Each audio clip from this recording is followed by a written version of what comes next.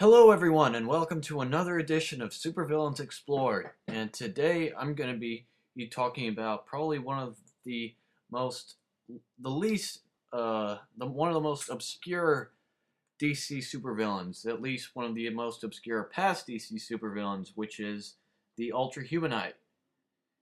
Now the Ultra Humanite is a character who I'll bet a lot of people don't actually know this, but this character was the first villain that Superman ever fought. So, I mean, before there was Lex Luthor, there was the Ultra Humanite. But like the the version of the character that you see here, the sort of albino gorilla with the sort of armor chest plate, that isn't how the character looked in the first place. I'll explain that in a little bit.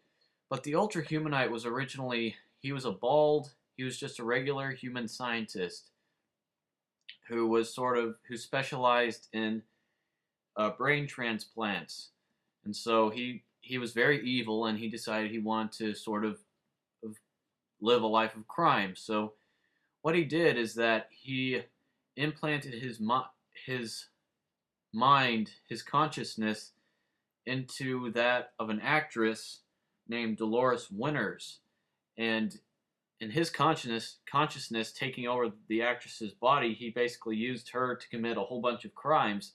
And of course, Superman takes notice of this, and then he eventually discovers that it's the Ultra Humanite in his human form who's doing this.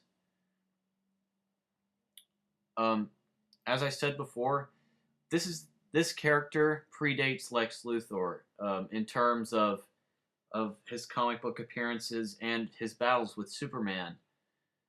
So technically, you could possibly say that this character is the world's first supervillain.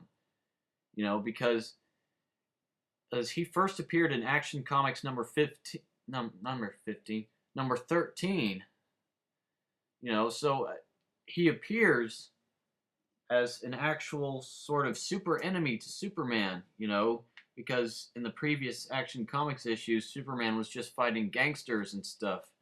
But in this issue, which I believe was in like 1939 or something, he appears in this issue and even predates Lex Luthor.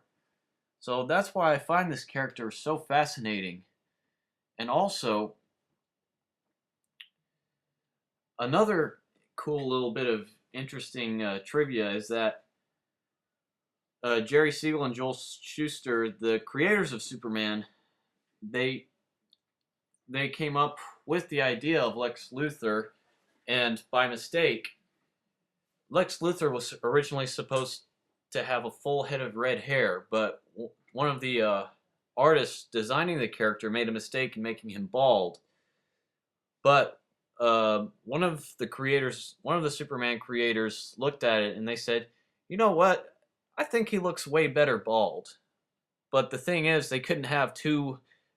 You couldn't have Superman fighting two bald, evil scientist type characters. So Ultra Humanite was pretty much removed from the Superman comics, and he was replaced by Lex Luthor. And for a while, I think it was about 20 years, Ultra Humanite never appeared again in any comics. But then, I believe in the Silver Age, sometime during like the mid 50s, early 60s, Ultra Humanite was brought back. And he was made into a more dangerous, and he was made into a more, what's the word I'm looking for? He was made into a more prominent villain. He took on the Justice League and the Justice Society, and he took on a lot of forms. He was the type of villain that you would usually associate with having his brain or his consciousness transplanted into another form. He would kidnap superheroes and transplant his consciousness into theirs, and he would sort of possess them. And actually, one of the more recent comics, he actually kidnaps Power Girl and he transfers his consciousness into hers. So, this guy really, he's dangerously smart. He's of course, he's very evil, but at one point during the Silver Age years, he grew tired of having to sort of jump around from all kinds of different bodies, from all kinds of different human hosts, as his powers were sort of growing. He didn't need machines. He was just able to transplant his consciousness into another body, very easily with powers of his own that he developed. So what he did is that he actually kidnaps a gorilla from Gorilla City, with where Gorilla Grodd is from, and he genetically enhances the gorilla. He gives it a lot of steroids and sort of genetic enhancements in order to house his incredibly strong mental powers and capabilities. And so he decided that this albino gorilla, with all these genetic augmentations and DNA modifications, would finally be his permanent body that he could actually use for his new life of crime, because he would be very strong, and the body would also be very it would also behoove him greatly, because as he could use his mental powers a lot more fluently and a lot more freely than he could in any human body, than into this very strong, very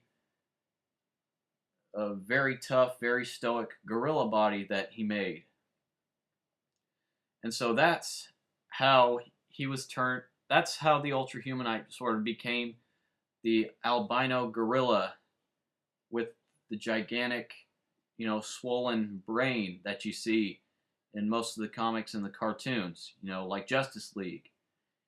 That's actually how I was first introduced to this character, was through the Justice League cartoon. And I wanted to bring this character up because he fascinates me a whole lot, because he really is not used much in the modern day comics. In fact, he wasn't actually introduced into the modern day post-crisis DC comics until just about a few years ago. And I actually think he's a very underrated villain, because any character who can take over the body of a superhero or of a big monster and easily just use that body to just go on a rampage and kill a lot of people, that's somebody that you don't want to cross. I mean, as I said before, he kidnaps Power Girl, and he transplants his mind into hers, and because of that, as Power Girl, the Ultra Humanite just goes on a fucking rampage. One cool little thing I actually figured out is that at one time he actually transplants his mind into that of a Tyrannosaurus Rex. Yeah, wrap your mind around that. That's pretty crazy. Yeah, but I wish that Ultra Humanite would be used like in more Superman related cartoons, because everybody hails Lex Luthor as being, he's the first enemy that Superman fights. No, he's not. Ultra Humanite is. And in my opinion, I find Ultra Humanite to be a far more interesting villain than Lex Luthor. It's kind of the same with Batman and Hugo Strange. There are not a lot of people who actually know that Hugo Strange appeared in the Batman comics before Joker and Catwoman and all of Batman's more well-known rogues gallery, But it's true. And that's also why I'm doing these supervillain explored videos, is to talk about these villains who are very obscure and not very well known, and just sort of talk about them and my interest in them. But yeah, Ultra Humanite, a really cool villain. I gotta say, I actually like the version of the character that appeared in Justice League, and and the fact that he's sort of like a Victorian era gentleman, what with his love for classical music and the fact that he sort of has a very old-fashioned style to him. That's actually more so modeled after that's more so modeled after the original personality of Ultra Humanite, because in the recent comics, Ultra Humanite is just he's a stereotypical cynical, bitter, mad scientist character, or who's really obsessed with kidnapping people and sort of enslaving them to his mind and his will. He's sort of like Gorilla Grodd, except Grodd is a gorilla and Ultra Humanite is really a man whose brain is inside of a gorilla's body. But yeah, Ultra Humanite, a very cool character. Um,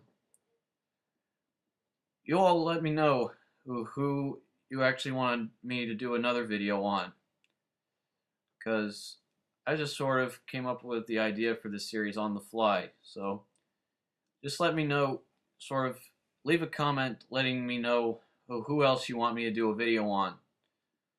Alright, that's all. See you later.